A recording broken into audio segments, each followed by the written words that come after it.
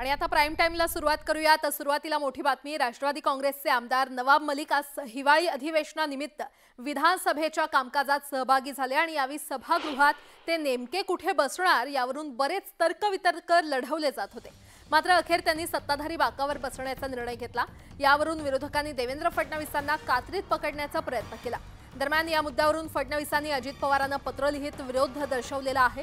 मलिकांना महायुतीमध्ये घेणं योग्य ठरणार नाही असं या पत्रात फडणवीसांनी नमूद केलंय। नवाब मलिक यांची देशद्रोहाच्या आरोपातून निर्दोष सुटका होत नाही तोपर्यंत त्यांना महायुतीमध्ये घेण्यास विरोध केलेला आहे।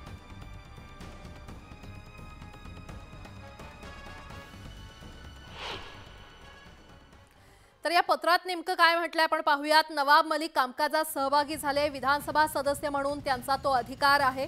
त्यांच्याबाबत वैयक्तिक शत्रुता अथवा आकस नाही, मात्र ज्या पद्धतीचे आरोप त्यांच्यावर आहेत ते पाहता त्यांना महायुतीमध्ये घेणं योग्य ठरणार नाही असे आमचं मत आहे। आणि सत्ता येते आणि जाते, पण सत्तेपेक्षा देश महत्त्वाचा आहे।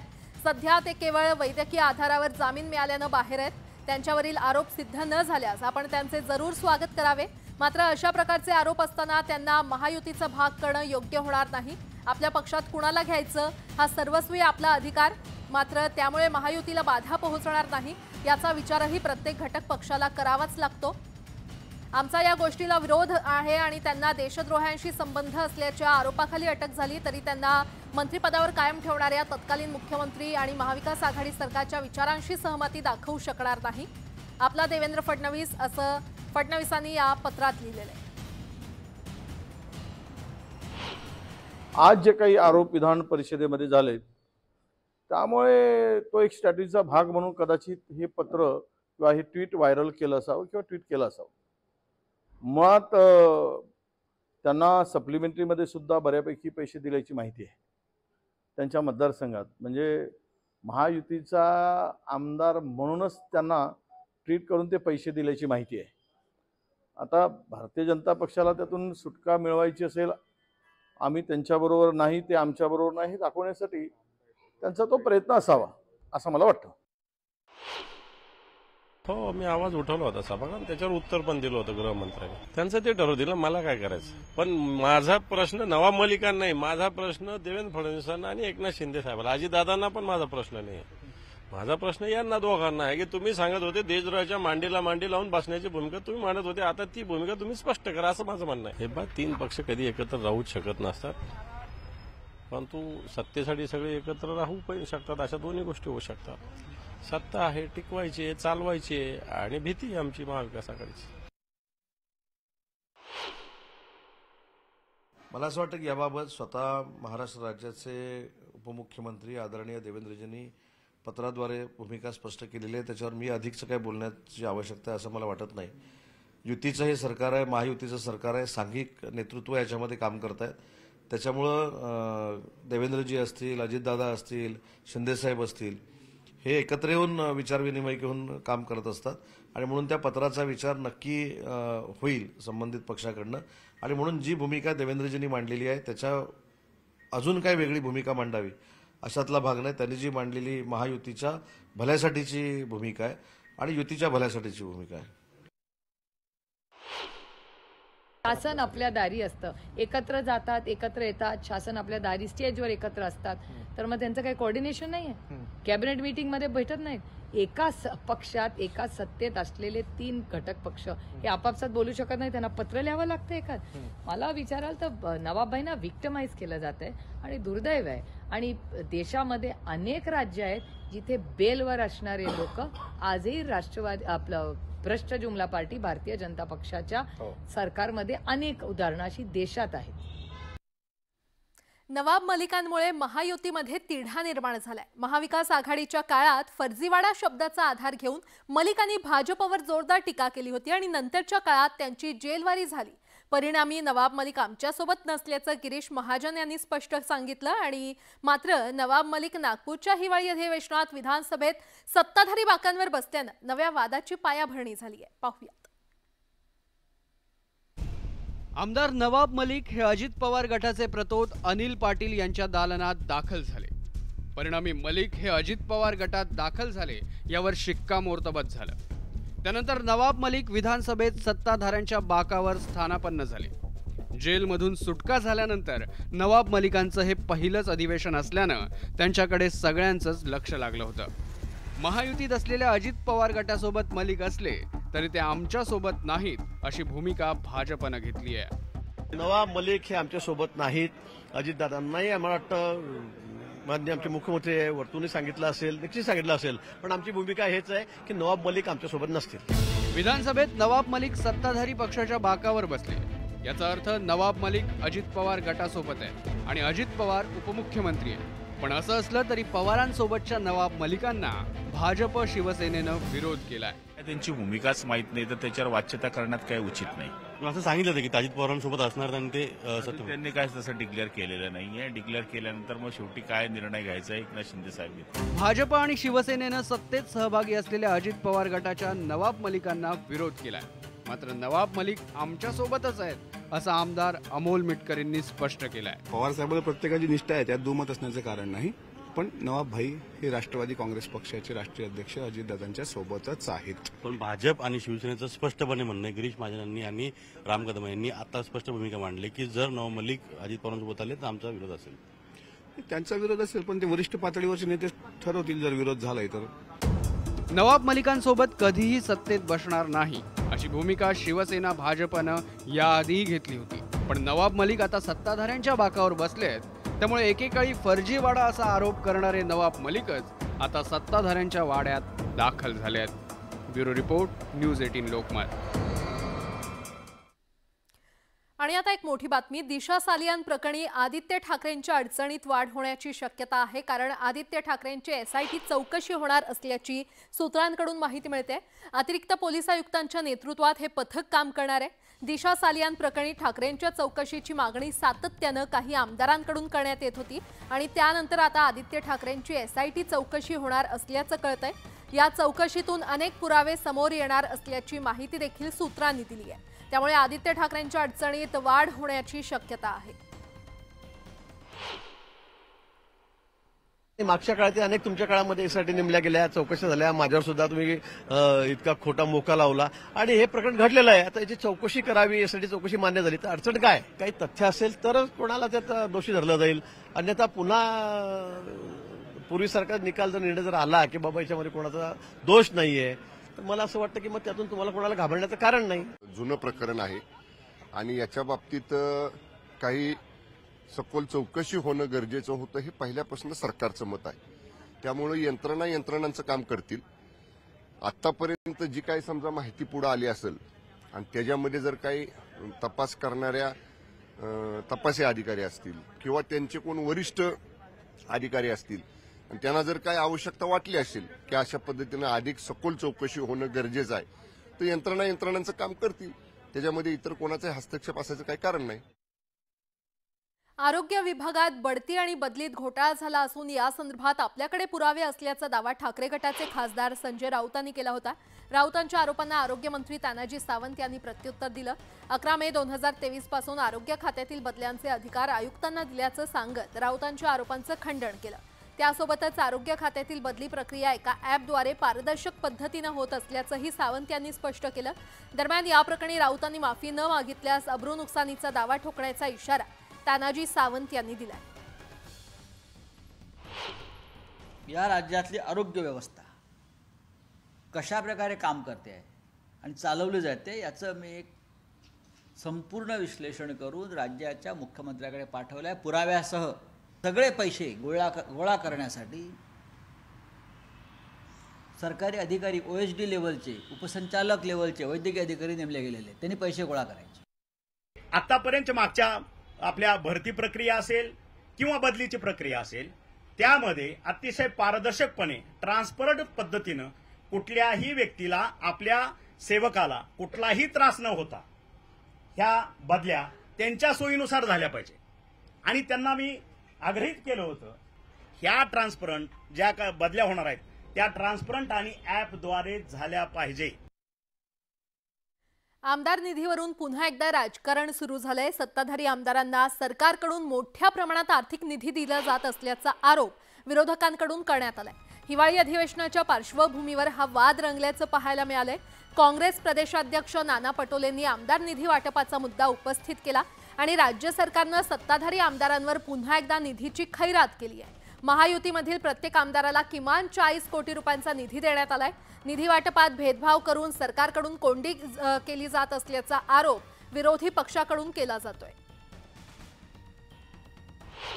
आपण पाहतोय की कामं त्या जी काही मर्यादा असते ते कामं संपवण्याची, त्या मर्यादेमध्ये ते कामं संपवले जात नाही। मग त्याचं पुन्हा रिटेंडरिंगच्या जागी त्याच कॉन्ट्रॅक्टरला पुन्हा रेट वाढवून ते कामं दिले जातात आणि या पद्धतीनं मोठ्या प्रमाणात राज्याची तिजोरी लुटण्याचं काम राज्यातलं सरकार करते आहे। फंडाची तुम्हाला आम्ही लिस्ट देऊ शकतो, कोणाला मिळतो आणि कोणाला नाही, सगळ्यांना फंड मिळालेला।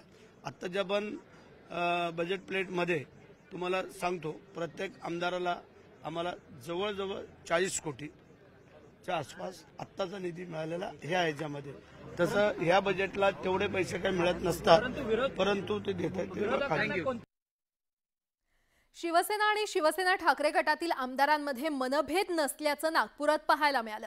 ठाकरे गटाचे आमदार वैभव नाईकांनी भरत गोगावले आणि संजय शिरसाट या दोघांना प्रश्न विचारला, तुम्हाला मंत्रीपद कधी मिळणार या प्रश्नावरून खरं तर काय धमाल उडाली आहे ते आता पाहूयात।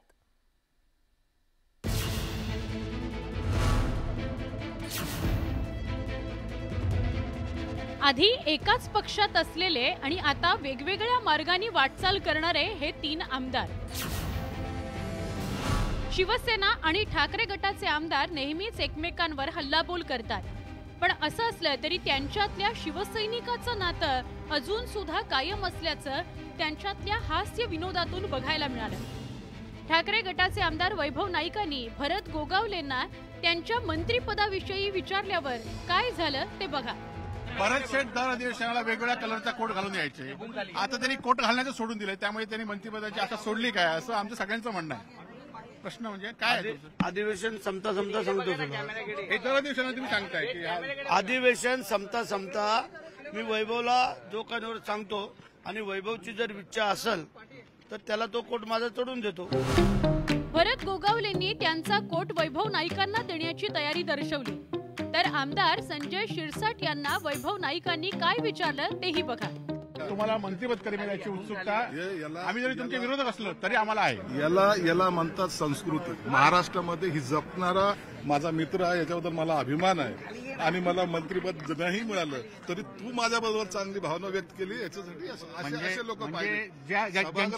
सभागृहामध्ये तुम्ही बाहेर किती दुश्मनी दाखवा, परंतु मित्रत्वाचं नातं सोडू नका, तेवढी स्पेस असू द्या।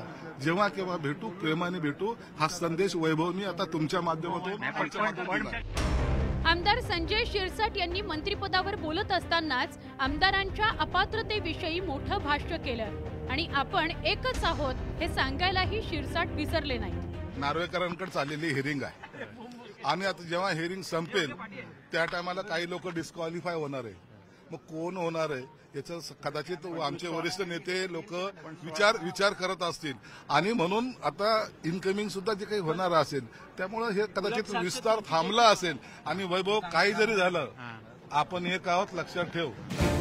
2 गटातील 3 आमदारांमध्ये हास्य विनोद सुरू असतानाच काही आमदार अपात्र होणार असल्याचं संजय शिरसाट यांनी सांगितलं। इनकमिंग होणार असल्याचं वक्तव्य त्यांनी केलं। परिणामी या तिघांचीही दिलखुलास चर्चा भविष्यात काय घडणार याचे संकेत तर नाहीयेत ना।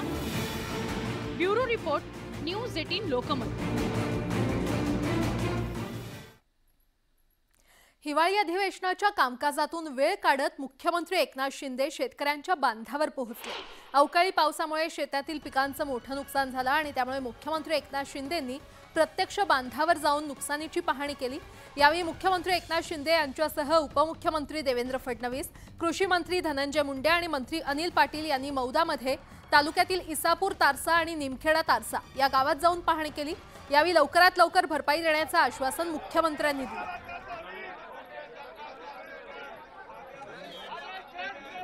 तर आपण पाहतोय मुख्यमंत्री एकनाथ शिंदे हे थेट शेतकऱ्यांच्या बांधावर पोहोचले। एकीकडे विरोधक विधानसभेच्या पायऱ्यांवर घोषणाबाजी करत होते तर दुसरीकडे उपमुख्यमंत्री आणि मुख्यमंत्री तसंच कृषी मंत्री देखील शेतकऱ्यांच्या बांधावर जाऊन त्यांनी शेतकऱ्यांच्या समस्या जाणून घेतलेल्या आहेत.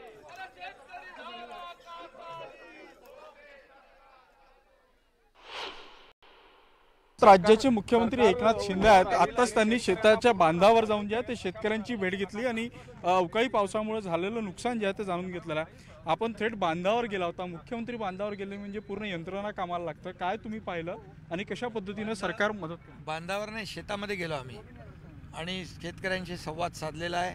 सर्व अधिकारी होते, उपमुख्यमंत्री देवेंद्रजी होते आणि सर्व आमचे लोकप्रतिनिधी, स्थानिक आमदार आणि त्याचबरोबर सर्व यंत्रणा जी आहे ही यंत्रणा पूर्ण सोबत होती. आणि झालेलं काल परवा पाऊस इकडे झाला, धानाचं मोठं नुकसान झालेलं आहे. कापलेलं धान भिजलेलं आहे, शेतात उभं होतं तेही भिजलेलं आहे.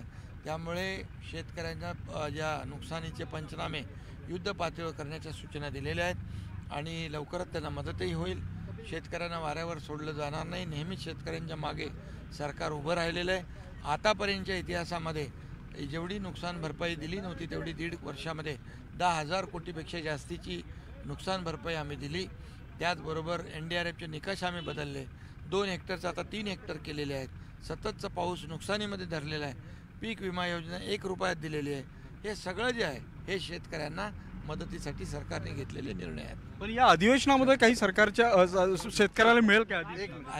या अधिवेशनामध्ये शेतकऱ्याला नुकसान भरपाईची आम्ही सर्व पंचनामे आता कलेक्ट होतील. पंचनामे एकत्र आल्यानंतर त्याचा आढावा घेऊन नुकसान भरपाई जाईल.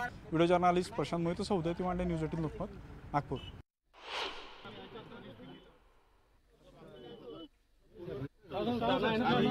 हा जो एरिया पूर्ण पॅडीचा आहे साहेब, म्हणजे भाताशिवाय दुसरं पीक नाही. मुख्य मसाला आहे साहेब, मुख्य मसाला आहे. आणि याच्यावर सर्वात जास्त कास्तकार अनुभव म्हणजे आधारित आहे.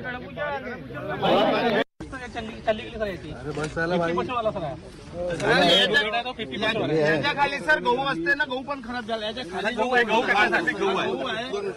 हे गहू टाकलेलं.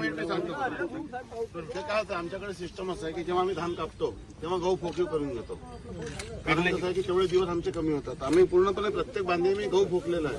तर धान तर गेलं सोबत गहू पण गहू गेला. हा गहू आहे, गहू आहे. आणि याच्यामुळे आम्हाला ह्या फेक्यू पॅटर्नमुळे उत्पादन जास्त आहे गव्हाच्या. शिवसेना आमदार अपात्रता प्रकरणी मुंबईनंतर आता नागपुरात सुनावणी घेतली जाते.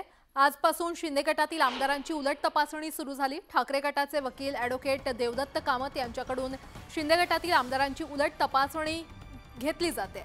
आज आमदार दिलीप लांडे यांची साक्ष नोंदवण्यात आली आहे.